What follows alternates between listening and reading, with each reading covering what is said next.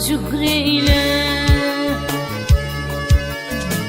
Ağlamasa hayırım Hakk'a şükreyle.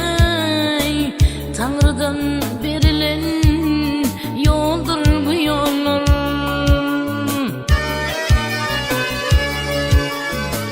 Tövbe edip iydi Hak'ta fikreyle.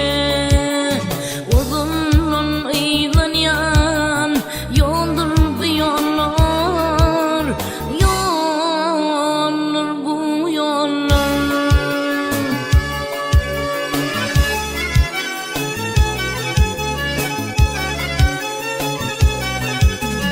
Al hey paragi anlayıp körpe bağlasın. Yazmadı mı bulur mu deyip namazın.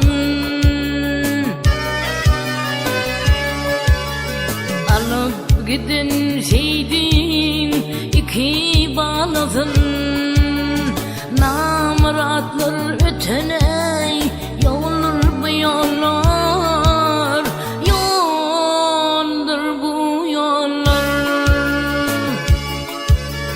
Öz balanı elin bilin zaylama deyip Kerim Şahir gittin ağlaya.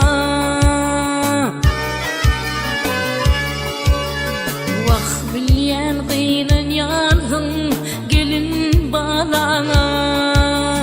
Ence bala öteney yoldur bu yollar. Yoldur bu yollar.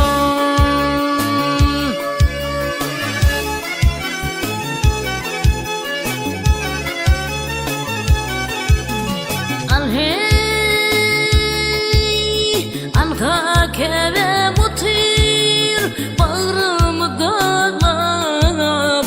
Bazı oğlu alırdı maya dey bozlap. Gidip bolu nokta iylarını izlap. Uğradıp kalmalı yoldur bu yollar. Yollar bu yollar. Bilyen kıynan yansın gelin sağana. İnce bala ötene